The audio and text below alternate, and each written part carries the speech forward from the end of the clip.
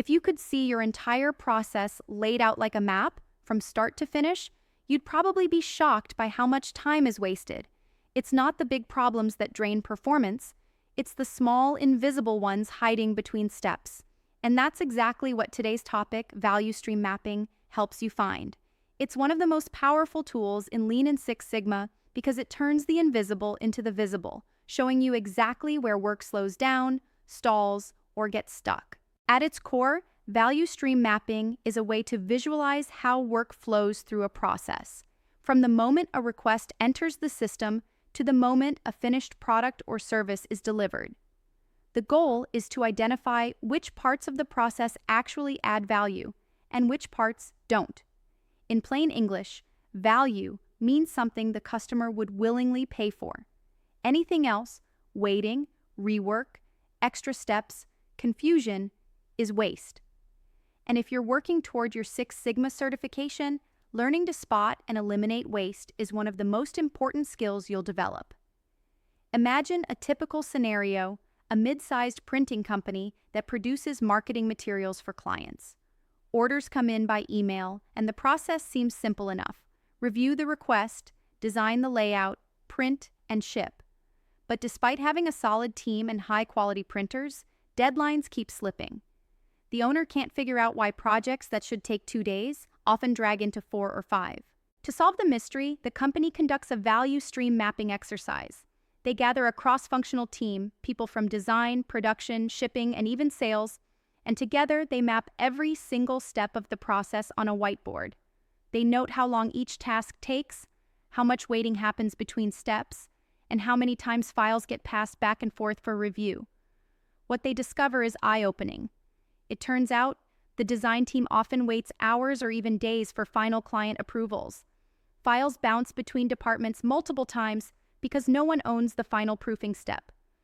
The printers sit idle during those waits, while sales keeps promising faster turnarounds to clients. When the team calculates the timeline, they realize that out of an average 4-day process, only 8 hours are truly spent adding value, designing, and printing. The rest is pure delay. That's the magic of value stream mapping. It doesn't just show you what you do, it shows you how time flows through your system. And in most cases, the biggest opportunities for improvement aren't in the steps themselves, but in the gaps between them. After seeing the current state clearly, the printing company draws a future state map, what the process should look like. They assign clearer ownership for approvals, automate reminders for client sign-offs, and establish a shared digital folder instead of multiple email threads. Within a month, their lead time drops by nearly 40% and customer satisfaction skyrockets. That's a simple example, but the principle applies everywhere. In manufacturing, a value stream map might show how materials move between workstations. In a hospital, it could trace the flow of a patient from admission to discharge. In a software company, it could outline the journey from idea to deployment. The industry doesn't matter. What matters is seeing the entire process through the eyes of value and waste. Now, value stream mapping sounds simple, but there are pitfalls that can trip up even experienced teams. One of the most common mistakes is trying to map every possible detail. People get so caught up documenting every tiny task that they lose sight of the bigger picture. The goal isn't to create a perfect diagram, it's to reveal patterns. Focus on flow, not perfection. Another pitfall is mapping the ideal process instead of the real one. Teams sometimes describe how things are supposed to work rather than how they actually happen, but that misses the point. Value stream mapping is about uncovering truth, not reinforcing assumptions. The most helpful insights come from observing what really happens, even if it's messy. A third trap is stopping at the map. A value stream map is just a tool. It's not the improvement itself. The map helps you see, but it doesn't fix anything unless you act on what you learn.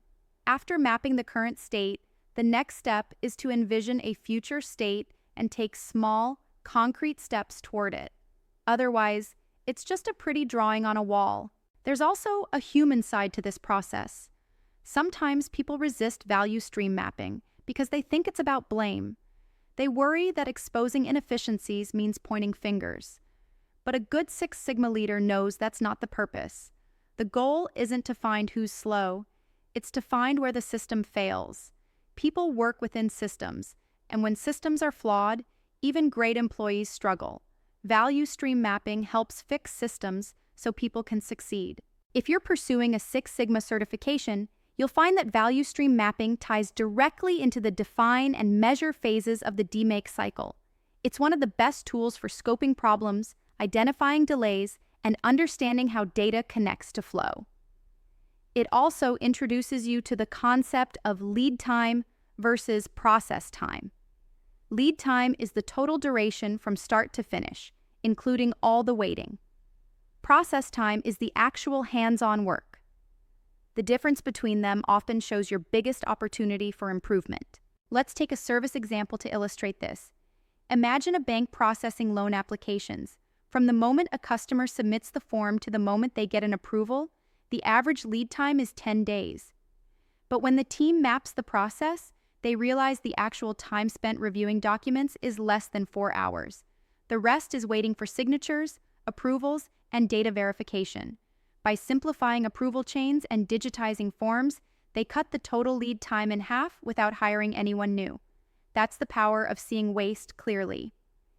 In lean thinking, waste comes in many forms: waiting, overproduction, extra motion, defects, and more. But they all have one thing in common: they don't add value. Value stream mapping makes those wastes visible, so you can design a smoother, more efficient flow. Another subtle benefit of value stream mapping is how it brings people together. When teams from different departments sit down and visualize the entire process, they start to see how their work connects. Silos break down. Instead of us versus them, it becomes, how can we improve this together? That mindset shift is one of the greatest outcomes of Lean and Six Sigma work. Of course, sustaining those improvements requires discipline. Once you've improved your value stream, it's important to revisit it periodically. Processes evolve, customers change, and what's efficient today might become outdated tomorrow. Continuous improvement means treating value stream mapping as a living tool, not a one-time project. So, what's the big takeaway? Value stream mapping isn't just about drawing boxes and arrows. It's about seeing your process with new eyes.